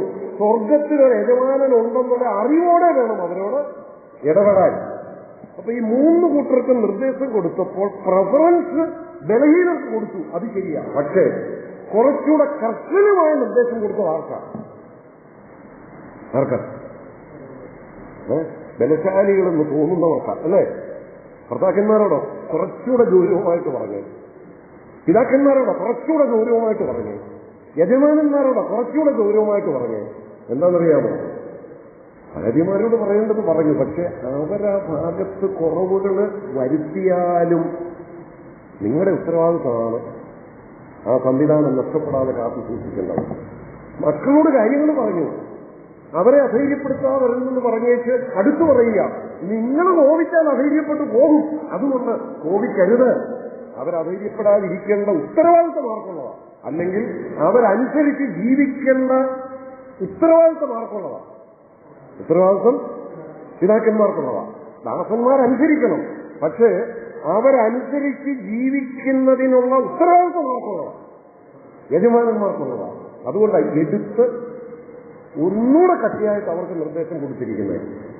അതൊക്കെ നമ്മൾ ചിന്തിച്ചാൽ കുടുംബത്തിൽ ഭർത്താക്കന്മാരുടെ സ്ഥാനം, കുടുംബത്തിന്റെ ആ സംവിധാനം നല്ല നിലയിൽ മുൻപോട്ട് പോകുന്നില്ലെങ്കിൽ അതിന്റെ 100% ഉത്തരവാദിത്വവും ഇങ്ങനെയാണ് ആരില പരമേൽപ്പിച്ചിരിക്കുന്നത്? ഭർത്താവിന്. മക്കൾ അനുസരിക്കേണ്ടതുപോലെ അനുസരിക്കാതെ പോയാൽ അതിന്റെ ഉത്തരവാദിത്വം ആർക്കാണ്? മാതാപിതാക്കൾക്ക്. ദാസന്മാർ വേണ്ടതുപോലെ അനുസരിച്ച് വർദ്ധിക്കാതിരുന്നാൽ ഉത്തരവാദിത്വം ആർക്കാണ്? യജമാനന്മാർക്ക്. അവരനുസരിക്കുന്നില്ല, അതിനുള്ള കണക്ക് കൊടുക്കുക, അത് വേറൊരു വശം. പക്ഷേ അവരെ അങ്ങനെ ആക്കരുത്, അവരെ കോപിപ്പിക്കരുത്, കൈപ്പായിട്ടിരിക്കരുത്. സ്വർഗത്തിലെ യജമാനൻ ഉണ്ടെന്നുള്ള അറിവോടെ വേണം നിങ്ങൾ നീതിയോടെ ന്യായത്തോടും അവരോട് ഇടപെടാൻ. അങ്ങനെ ഇടപെട്ടാൽ അവർ നിങ്ങളെ അനുസരിക്കുകയും ചെയ്യും. അപ്പൊ ആ പറഞ്ഞിരിക്കുന്ന ക്രമവും ആ പറഞ്ഞിരിക്കുന്ന വാക്കുകളുടെ ഗൗരവവും ഒക്കെ നാം അങ്ങനെ തന്നെ ഒന്ന് വായിക്കുകയും ചിന്തിക്കുകയും ചെയ്യേണ്ടത് ആവശ്യമാണ്. മക്കളോട് പറഞ്ഞപ്പോൾ അനുസരിക്കണം, പിതാക്കന്മാരോട് പറഞ്ഞപ്പോൾ അധൈര്യപ്പെടുത്തരുത്, ഡിസ്കറേജ് ചെയ്യരുത് എന്ന് മറുവശം പറഞ്ഞാൽ അവരെ എൻകറേജ് ചെയ്യണമെന്നുള്ളതാണ്. കോപിപ്പിക്കരുത്. നമ്മൾ കോപിക്കരുതെന്ന് പറഞ്ഞിട്ടുണ്ട് അല്ലേ? പക്ഷെ ഇവിടെ കോപിക്കരുതെന്ന് തന്നെയല്ല, പിന്നെന്താ? കോപിപ്പിക്കരുതെന്ന് പറഞ്ഞാൽ അത് ഇങ്ങോട്ട് കോപിക്കാൻ ഇട വരുത്തരുത്. അതൊക്കെ മാതാപിതാക്കള് കുഞ്ഞുങ്ങളെ വളർത്തുന്ന കാര്യത്തിൽ ശ്രദ്ധിക്കേണ്ട പ്രധാനപ്പെട്ട ചില കാര്യങ്ങളാണ്. നമ്മളെ മറുത്തു പറയാൻ ഇട വരുത്തരുത്, നമ്മളോട് റിബല്യസ് ആയി പോകാൻ ഇട വരുത്തരുത്. അവർ റിബല്യസ് ആകരുതെന്നുള്ളത് തന്നെയല്ല, അങ്ങനെ ആകാൻ നമ്മൾ കാരണക്കാർ ആകരുത്, കോപിപ്പിക്കരുത്. പിന്നെ ദാസന്മാരോടും യജമാനന്മാരോടുമുള്ള നിർദ്ദേശം. ഈ ദാസന്മാരോട് പറയുന്നു, ശ്രദ്ധിച്ച്, ദാസന്മാരെ ജഡപ്രകാരമുള്ള യജമാനന്മാരെ സകലത്തിലും അനുസരിക്കുകയും. ഇനി അത് അനുസരിക്കുമ്പോൾ ഇനി അത് മാത്രമല്ല, ഇവിടെ പറഞ്ഞിരിക്കുന്ന ഈ എല്ലാ ബന്ധങ്ങളിലും ഭാര്യാഭർത്തൃബന്ധം, മക്കൾ മാതാപിതാക്കൾ ബന്ധം, ദാസന്മാർ യജമാനൻ ബന്ധം, ഇതെല്ലാത്തിലും ശ്രദ്ധിക്കേണ്ട ഒരു കാര്യം, നിങ്ങൾ മനുഷ്യരെ പ്രസാദിപ്പിക്കുന്നവരെ പോലെ ദൃഷ്ടിസേവകളാലല്ല, കർത്താവിനെ ഭയപ്പെട്ടുകൊണ്ട് ഹൃദയത്തിന്റെ ഏകാഗ്രതയോടെ അത്രേ അനുസരിക്കേണ്ടത്. ഈ ബന്ധങ്ങളൊക്കെ അന്യോന്യം നിലനിർത്തി അല്ലെ അന്യോന്യം വിശ്വസ്തയോടെ പാലിച്ചു പോകുമ്പോൾ ശ്രദ്ധിക്കേണ്ട ചില നിർദ്ദേശങ്ങൾ. ഒന്ന്, ഇതൊക്കെ മനുഷ്യരെ പ്രസാദിപ്പിക്കുക എന്നുള്ള ലക്ഷ്യത്തിലായിരിക്കരുത്. അതൊരു സാധാരണ മാനുഷിക ടെൻഡൻസിയാ അല്ലേ? നമുക്കെപ്പോഴും മറ്റുള്ളവർ നമ്മളെ ഒന്നും വിചാരിക്കരുത്. അല്ലെങ്കിൽ യോഗത്തിന് വന്നില്ല, ഞാൻ പോയില്ലേ, അവരെന്നാ വിചാരിക്കും, അവരെ പ്രസാദിപ്പിക്കാൻ.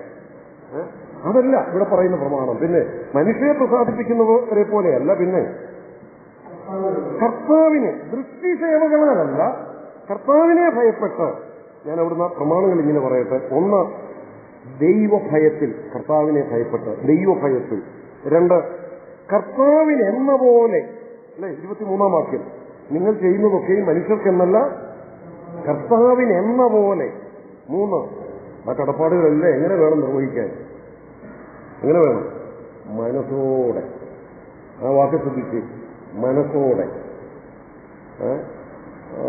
ഇപ്പൊ നമ്മൾ പറയും, ഞാൻ കഴിച്ചുപോയി, അതുകൊണ്ട് ഞാൻ ഇനി നോക്കാതെ എന്നാ ചെയ്യുന്നു.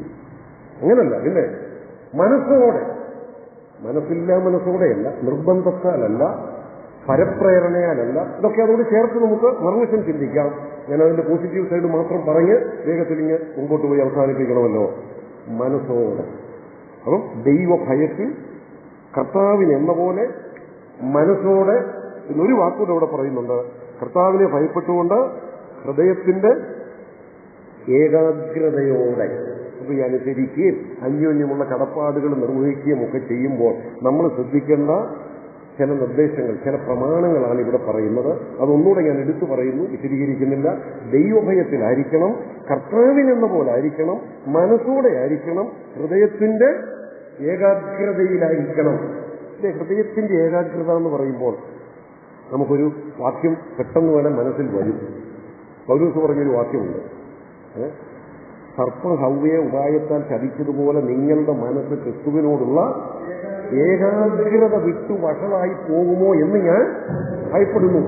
അപ്പൊ വിശ്വാസികളെ കുറിച്ച് പറയാം, നിങ്ങളുടെ മനസ്സ്, ഇതാരോടാ പറയുന്നത്? അതിന്റെ തൊട്ടുമുകളിൽ പറയുന്നുണ്ട്, ക്രിസ്തു എന്ന മണവാളന് വേണ്ടി വിവാഹ നിശ്ചയം ചെയ്യപ്പെട്ട മണവാട്ടിയോടാ പറയുന്നത്, അല്ലെങ്കിൽ ദൈവസഭയോടാ പറയുന്നത്.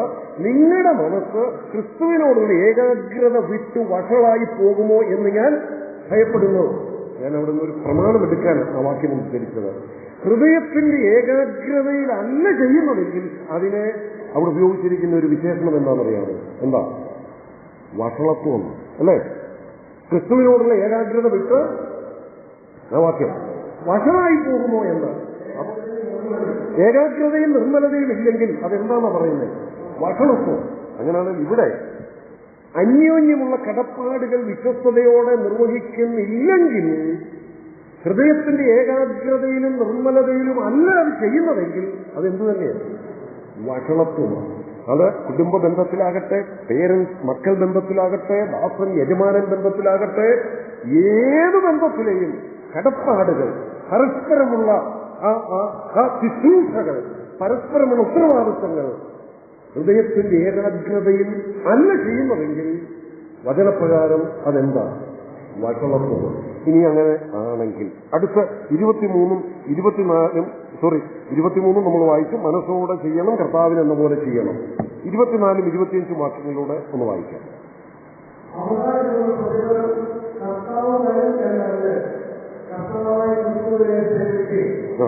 അടുത്ത്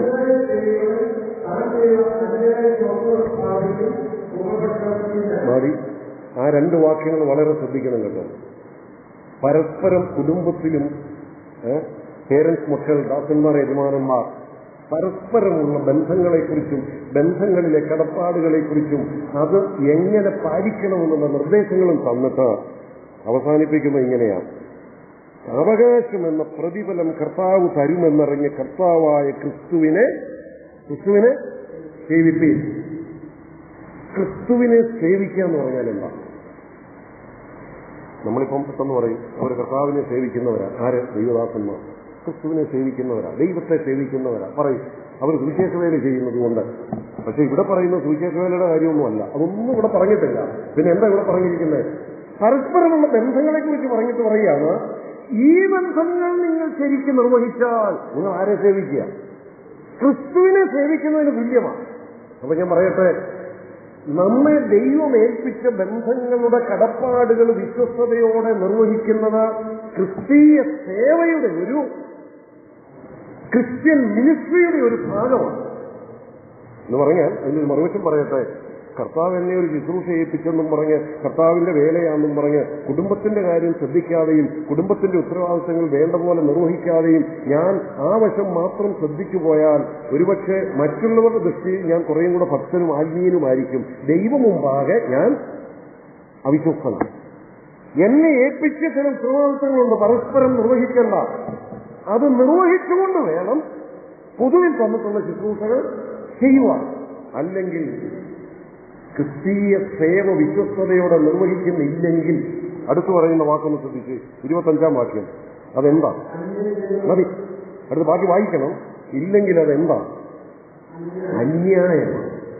പറയട്ടെ പ്രിയപ്പെട്ടവരെ, നമ്മെ ഏൽപ്പിച്ചിരിക്കുന്ന ബന്ധങ്ങളും കടപ്പാടുകളും വളരെ ഉത്തരവാദിത്തങ്ങൾ നിറഞ്ഞതാണ്. അന്യോന്യം അവ നാം വിശ്വസ്തയോടെ നിർവഹിക്കുന്നതിൽ ഏകാഗ്രത പുലർത്തുന്നില്ലെങ്കിൽ വഷളത്വമെന്ന് പറയുന്നു. അവ വിശ്വസ്തയോടെ നിർവഹിക്കുന്നില്ലെങ്കിൽ അത് അന്യായമാണെന്ന് പറയുന്നു. അപ്പൊ അത് വിശ്വസ്തയോടെ നിർവഹിച്ചാൽ എന്തുണ്ടെന്ന് ആദ്യം പറഞ്ഞു. എന്തുണ്ട്? പ്രതിഫലം കർത്താവ് തരും. ആ പ്രതിഫലം എന്ന് പറയുന്നത് അവകാശമാണ്. എന്ന് പറഞ്ഞാൽ ഞാൻ എന്റെ കുടുംബത്തെ വിശ്വസ്തയോടെ പരിപാലിച്ച് മുൻപോട്ട് കൊണ്ടുപോകുന്നു, കടപ്പാടുകൾ വിശ്വസ്തയോടെ ചെയ്യുന്നുണ്ടെങ്കിൽ അതിനുള്ള പ്രതിഫലം എന്റെ അവകാശത്തിൽപ്പെട്ടതാണ്. അവകാശമെന്ന പ്രതിഫലം അത് തരുന്നതാരാ? കർത്താവ്.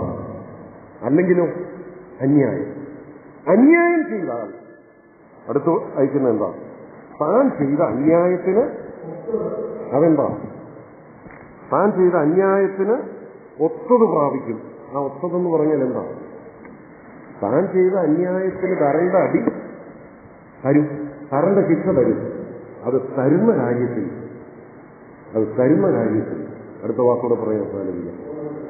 ഒരു മുഖപക്ഷവും ദൈവത്തിന് മുഖപക്ഷമില്ല. ആരാന്നൊന്നും ദൈവം നോക്കുന്നില്ലെന്ന് അല്ലേ? ആ മുഖപക്ഷമില്ല എന്നുള്ളതിൽ ദൈവം മുഖപക്ഷം കാണിക്കും. അത് നമ്മളോടും പറഞ്ഞിട്ടുണ്ടല്ലേ? ഇവിടെ യാക്കോബിന്റെ ലേഖനത്തിലല്ലേ നിങ്ങളുടെ പള്ളിയിൽ മൂടിയുള്ള വസ്ത്രം ധരിച്ചൊരുവൻ വന്നാൽ അല്ലാതൊരുവൻ വന്നാൽ എന്നൊക്കെ പറയുന്നേ. അവിടെ പ്രത്യേകം ഒരു നിർദ്ദേശം തരുന്നുണ്ട്, മുഖപക്ഷം കാണിക്കരുത്. ദൈവത്തിന് മുഖപക്ഷമില്ല. അങ്ങനെ തന്നെ ഇടപെടാനാണ് നമ്മളോടും ദൈവം ആവശ്യപ്പെട്ടിരിക്കുന്നത്, വചനം ആവശ്യപ്പെടുന്നത്. ഈ കോണ്ടക്റ്റിൽ നിന്ന് അത് മാത്രം ഒന്നുകൂടെ പറഞ്ഞാൽ നിർത്തട്ടെ. അന്യോന്യമുള്ള കടപ്പാടുകൾ അത് നമ്മുടെ ക്രിസ്തീയ സേവയുടെ ഭാഗമാണ്, ക്രിസ്ത്യൻ മിനിസ്ട്രിയുടെ ഭാഗമാണ്. ആ തന്നിരിക്കുന്ന ഉത്തരവാദിത്തങ്ങളോട് വിശ്വസ്തത പുലർത്തുവാനും അതിൽ ശ്രദ്ധിക്കേണ്ട കാര്യങ്ങൾ ശ്രദ്ധിക്കുവാനും നാം വളരെ കടപ്പെട്ടിരിക്കുന്നു. അങ്ങനെ വന്നാൽ ദൈവത്തിൽ നിന്നുള്ള പ്രതിഫലം റിവാർഡ്, അത് നമ്മുടെ റൈറ്റാണ്, നമ്മുടെ അവകാശമാണ്. ഇല്ലെങ്കിൽ അന്യായമാണ്. അന്യായം ചെയ്താൽ ആരാണ് നോക്കുക? മുഖപക്ഷം നോക്കാതെ ഇടപെടുന്ന ഒരു ദൈവം. ആ ഒരു വലിയ മുന്നറിയിപ്പൂടെ തന്നാണ് ആ കടപ്പാടുകളെ കുറിച്ചുള്ള വിശദീകരണം അവസാനിപ്പിക്കുന്നത്. എത്ര ഗൗരവത്തോടെ പരസ്പരമുള്ള ബന്ധങ്ങൾ നിലനിർത്തുവാനും കാത്തുസൂക്ഷിക്കാനും നാം കടപ്പെട്ടു എന്നുള്ളത് ഈ വേദഭാഗം നമ്മെ ഓർപ്പിക്കുന്നു. ഞാനിവിടെ അവസാനിപ്പിക്കട്ടെ. ദൈവ തിരുനാമം വാഴ്ത്തപ്പെടുന്നു.